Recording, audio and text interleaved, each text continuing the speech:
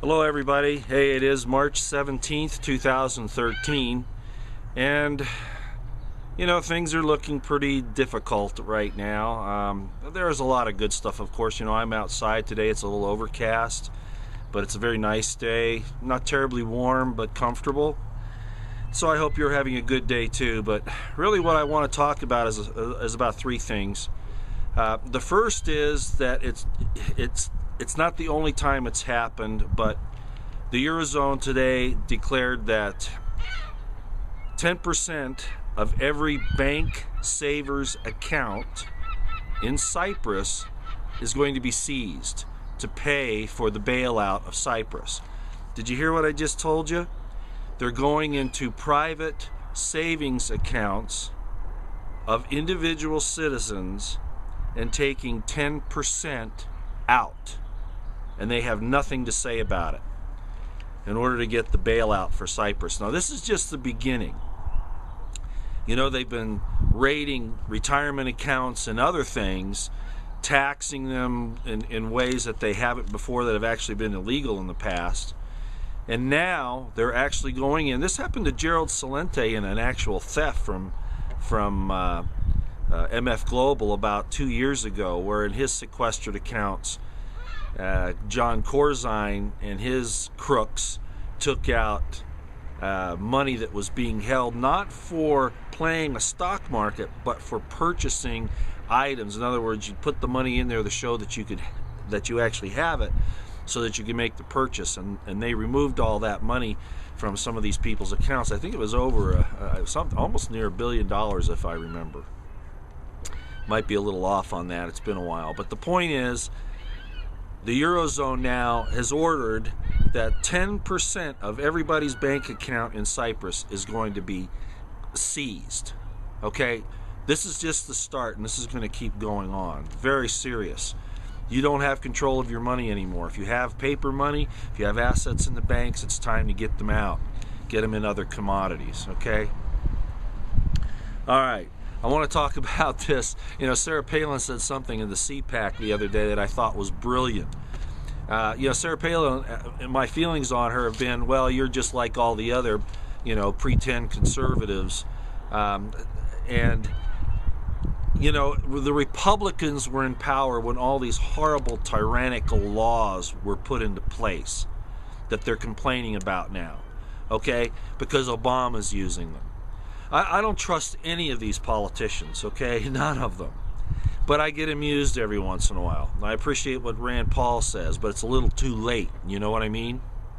Sarah Palin, though, said something I thought was pretty funny. She said, these background checks, Mr. President, good idea. We should have started with you first. So she made a little humor out of it, and I've grown to appreciate Sarah Palin a little more than in the past. She brought up the fact that there are these nearly 2 billion bullets that DHS has bought, and now she says this thing about Obama's background. This is great, but don't forget that this is still the nation of spin, all right, for their own purposes, like all politicians everywhere. But we're at a dangerous time now where it's even more critical that you pay attention. So this left-right paradigm is going to continue to play out. Don't think these people at CPAC are going to be your saviors next election time around, folks. You have to take the initiative now and take power away from these people. Fire them, recall them, whatever it takes. Non-compliance, refuse to comply with their stupid laws and their tyrannical declarations. It's just time. We just got to say it's enough. We're through with your pretense that you're going to fix things, because you're all being paid by the same people. No matter who's in there, you always do the same thing. I do appreciate the fact that a few are saying some things, though. That's helpful, and it's giving us a little hope, but don't think it's going to solve it, because it isn't. Tyranny's in place, and it's marching forward. They broke through the gates, and we're in trouble. Okay?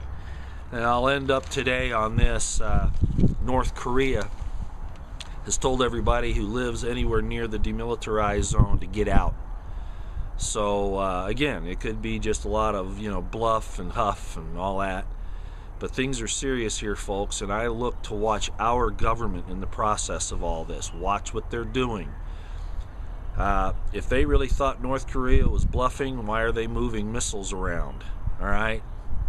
So this is a serious situation, but what our government will do in response is really what I'm concerned about. And I don't really care. I think you know my feelings on the North Koreans.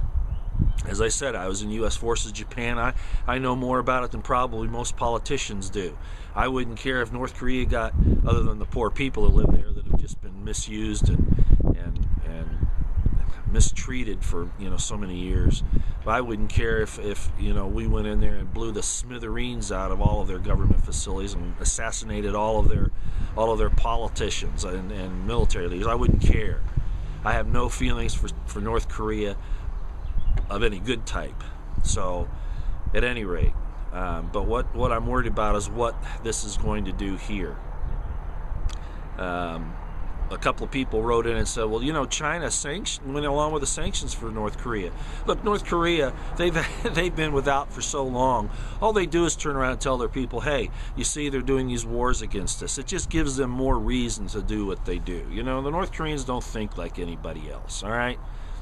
And I wouldn't trust China either. I mean, they see a chance to do some things here. And the first off, as I've pointed out before, with that thing in the Chinese state newspaper, protracted war against American gun owners. They basically told Obama, you got to do that. I would be very suspicious of anything going on right now. Your government's going to do everything it can. It'll tax your firearms, taxes, insurance. Some states are requiring insurance up to $1 million for a firearm. That's totally ridiculous.